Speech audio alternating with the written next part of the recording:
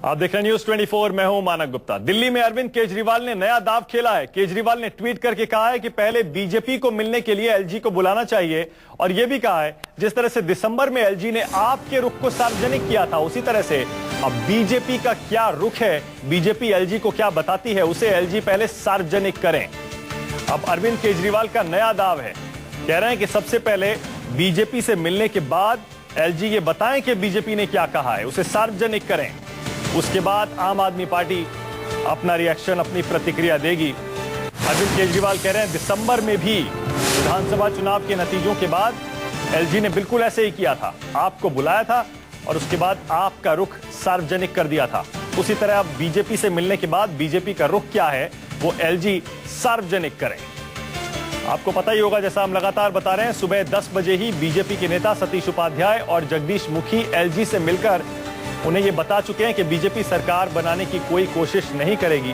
इस स्थिति में बीजेपी नहीं है कि सरकार बना सके, ऐसे में चुनाव ही इकलौता रास्ता बचता है। खबर यह भी आ रही है कि बीजेपी ने चिट्ठी लिखकर एलजी को दे दी है और उसमें यह बता दिया है कि हम सरकार बनाने की स्थिति में नहीं है। ऐसे में शाम को तीनों पार्टियों से नेताओं से एलजी की बैठक भी तय है। यानी दिल्ली में राजनीतिक घटनाक्रम बहुत तेजी से बदल रहा है और अरविंद केजरीवाल दाव पर दाव खेल रहे हैं। एक नया दाव है जिसमें केजरीवाल कह रहे हैं कि बीजेपी ने एलजी को क्या बताया उसे एलजी को सार्वजनिक कर देना चाहिए। कुल मिलाकर लगता यही है कि अब चुनाव का रास्ता दिल्ली में साफ हो रहा है। लेकिन देखिए, चुनाव की घोषणा से पहले भी शह और मात का खेल अभी भी चल रहा है।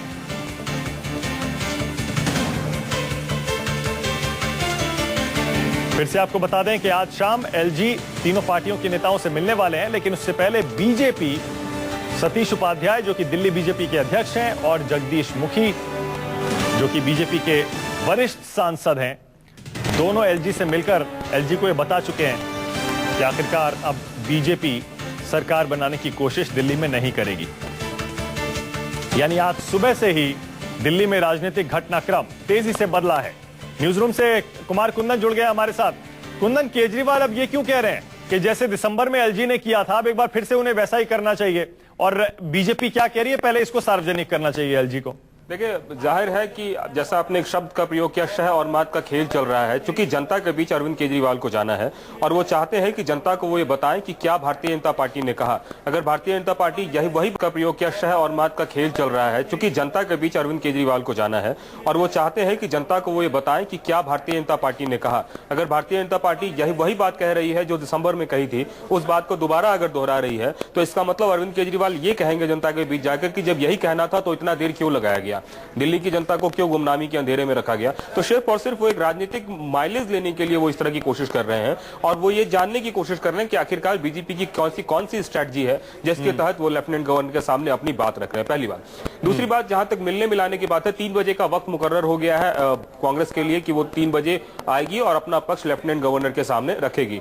जहां तक भारतीय जनता पार्टी की बात है, तो भले ही सतीश उपाध्याय इसे अनौपचारिक बातचीत का बात कह रहे हो, लेकिन हमें जो सूत्रों के हिसाब से खबर मिली है उसके मुताबिक जो भी बात उन्हें कहनी है भारतीय जनता पार्टी को, एक पत्र के जरिए उन्होंने लेफ्टिनेंट गवर्नर को दे दिया है और लेफ्टिनेंट गवर्नर को यह बताया गया है उस पत्र में कि सरकार बनाने को लेकर भारतीय जनता पार्टी की स्थिति ना की है। मतलब वही 8 दिसंबर वाली स्थिति है जो डॉक्टर हर्षवर्धन ने लेफ्टिनेंट गवर्नर को जाके दिया था। तो कुल मिलाकर अब आम आदमी पार्टी यह देखना चाहती है कि अब पूरे मसले पर वो क्या करे, क्योंकि वो पहले भी स्पष्ट कर चुकी है कि हम सरकार बनाने के मूड में नहीं है, लेकिन वो भारतीय जनता पार्टी के रुख को कायम देखकर ये तय करना चाहती है कि जनता के बीच जब हो जाए तो ये बात बता सके कि लेफ्टिनेंट गवर्नर को उन्होंने वही बात बताई जो इतने दिनों पहले बताई थी और लोगों को एक तरह से कह सकते हैं डोल ड्रम में रखा। ठीक है।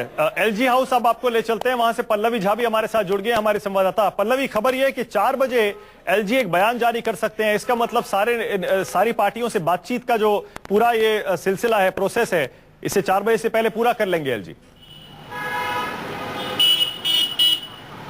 माना तो यही जा रहा है माना, क्योंकि जिस तरीके से 3 बजे पहले तो ये समय दिया गया था कांग्रेस को कि 6:15 बजे वो मुलाकात करेंगे, लेकिन फिर से उसको प्रीपोन करके 3 बजे कर दिया गया और उसके बाद जो आप पार्टी है उनको भी प्रीपोन किया गया है, तो पहले बुलाया गया। और जिस तरीके से ये भी खबर आ रही है कि बीजेपी की मुलाकात हो चुकी है, उन्होंने अपना पक्ष रख दिया है, तो सभी लोगों का पक्ष सुनने के बाद यही लग रहा है कि 4 बजे एलजी जो है वो सारी बातें लेकर सामने आएंगे। माना कुंदन अगर 4 बजे एलजी सामने आते हैं और बयान जारी करते हैं तो ये मान लिया जाए कि बयान वो ऐसे ही तो जारी करेंगे नहीं, हो सकता है कि अपना फैसला सुना दें उसमें।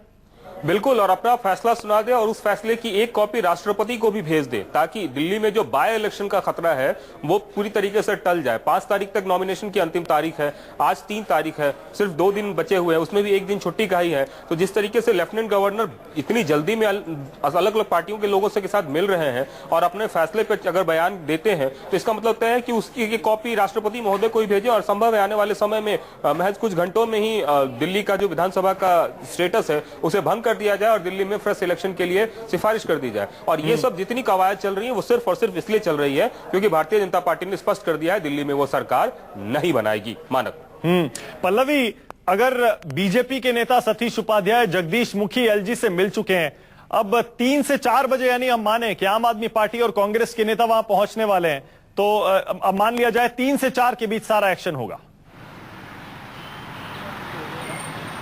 जी बिल्कुल मानक, और जैसा कुमार कह भी रहे हैं कि देखिए जिस तरीके से बीजेपी ने स्पष्ट कर दिया कि भाई वो सरकार नहीं बनाएंगे, गठजोड़ की राजनीति नहीं होगी, एक फ्रेश मैंडेट के लिए जाएंगे। और पहले से ही जो कांग्रेस है और आप पार्टी वो चाह ही रही थी कि इलेक्शन हो, तो अब तो एक तरीके से चीजें क्लियर है कि फ्रेश इलेक्शन की तरफ ही कदम बढ़ा जाएगा। और जाहिर तौर पर इसके लिए बाई जो इलेक्शन होने हैं वो बाई इलेक्शन ना होके वो लेटर लिखा जाए राष्ट्रपति को, इलेक्शन कमीशन को, फिर ये भेजा जाएगा कि भाई फ्रेश इलेक्शन होना है, इसलिए बाई इलेक्शन को रोका जाए और फिर एक नए इलेक्शन की बात सामने आएगी।